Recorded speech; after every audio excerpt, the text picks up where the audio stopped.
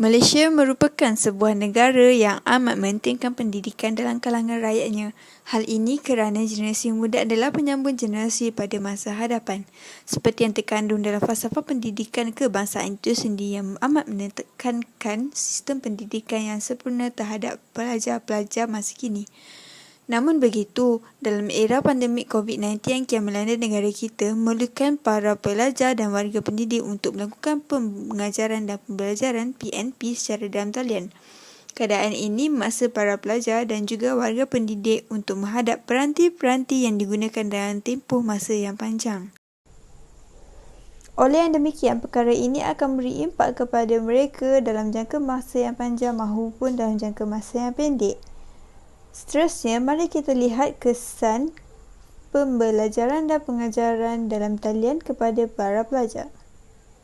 Salam sejahtera, nama saya ialah Risha Amandana Richard, nombor matriks 71403. Hari ini saya akan membentangkan tentang kesan pembelajaran dalam talian terhadap pelajar universiti.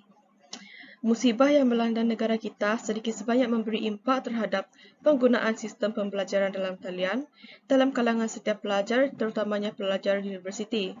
Oleh sebab itu, perubahan drastik ini memberi banyak kesan positif serta negatif terhadap pelajar yang terpaksa melakukan pembelajaran secara dalam talian.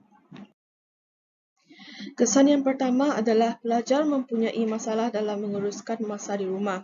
Hal ini adalah kerana penjadual mata pelajaran universiti bercanggah dengan masa yang digunakan untuk seorang pelajar melakukan perkara yang berkaitan dengan hal-hal di rumah.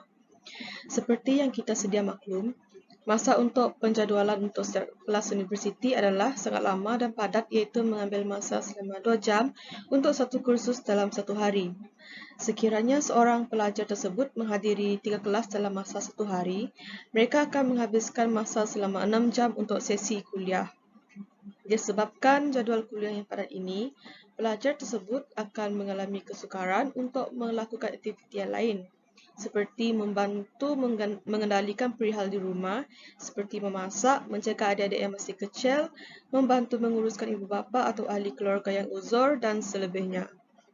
Mereka juga akan mempunyai masa terhad untuk melakukan penjagaan diri seperti bersenam ataupun dalam melakukan hobi-hobi mereka yang lain.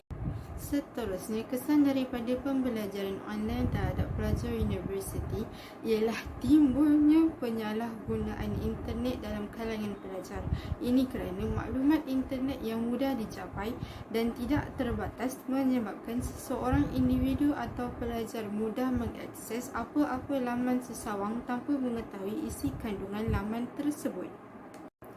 Selain itu, penggunaan internet juga menyebabkan pelajar menjadi cuai dan leka kerana pengaksesan internet dan aplikasi sosial seperti Instagram dan Twitter yang berlebihan juga menyebabkan keperluan dan kesihatan diri tidak terjaga.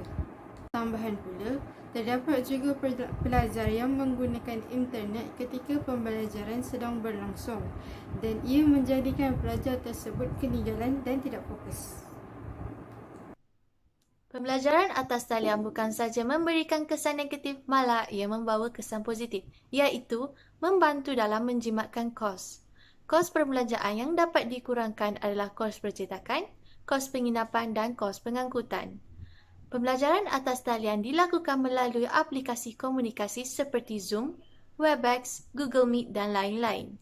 Nota-nota, latihan dan tugasan berkaitan subjek pembelajaran akan dimuat naik oleh pengajar sebagai bahan belajar. Pelajar hanya perlu menggunakan alat peranti seperti telefon bimbit, gadget atau komputer riba semasa pembelajaran. Dengan ini, kos percetakan kertas berkurangan kerana tiada penggunaan buku teks serta dapat meningkatkan intelektual pelajar tentang teknologi maklumat dan cyber. Selain itu, pembelajaran atas talian membenarkan pelajar menghadiri kelas dari rumah, tempat awam dan di mana sahaja. Urusan pembelajaran dapat dilakukan daripada keselesaan keberadaan pengajar dan pelajar. Kemudahan ini menjimatkan kos penginapan para pelajar, terutamanya di peringkat pengajian tinggi yang berinstitusi jauh daripada kediaman. Mereka tidak perlu membayar yuran penyewaan kediaman serta kos pengangkutan. Tambahan lagi, pembelajaran atas talian tidak memerlukan pengajar dan pelajar untuk bergerak dari tempat ke tempat. Pembelajaran dijalankan tanpa hadir ke kelas secara fizikal, akan tetapi ia dilakukan secara maya. Penggunaan alat peranti dan aplikasi komunikasi menjadi bahan utama pembelajaran. Bukan sahaja ini menjimatkan kos pengangkutan, malah ia membantu dalam menjimatkan masa. Masa pembelajaran dapat dimanfaatkan lagi dengan lebih baik serta belanjawan pendidikan menjadi lebih berkualiti. Tambahan pula, kesan positif pembelajaran atas talian terhadap para pelajar universiti selain daripada menjimatkan kos pembelajaran dan tenaga ialah fleksibiliti dari segi masa dan tempat. Hal ini demikian kerana para pelajar dapat memilih tempat yang selesa untuk mereka belajar di mana-mana sahaja tanpa perlu berulang-alik.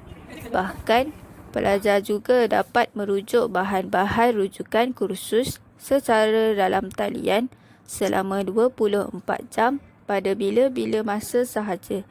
Hal ini dapat memudahkan para pelajar untuk mengulang kaji dan mengatur masa belajar mereka dengan lebih sistematik. Secara kesimpulannya, pembelajaran atas talian ini memberi kesan positif dan negatif terhadap pembelajaran, terutamanya kepada pelajar-pelajar universiti. Hasil daripada melakukan beberapa penyelidikan dari sumber yang dipercayai dan hasil perbincangan bersama rakan-rakan, kesan positif pembelajaran atas talian ini adalah ianya menjimatkan kos dan fleksibiliti terhadap masa maupun tempat. Hal ini kerana belajar secara atas talian ini sama sekali tidak memerlukan para pelajar untuk menyewa bilik maupun berada di kampus masing-masing, dan ini akan menjimatkan kos. Selain itu, kesan negatif pembelajaran atas talian ini adalah kesukaran dalam menguruskan masa di rumah dan penyalahgunaan internet. Hal ini kerana tiada pengawasan yang ketat daripada para keluarga maupun para pensyarah-pensyarah yang mengajar subjek tertentu. Sekian, terima kasih.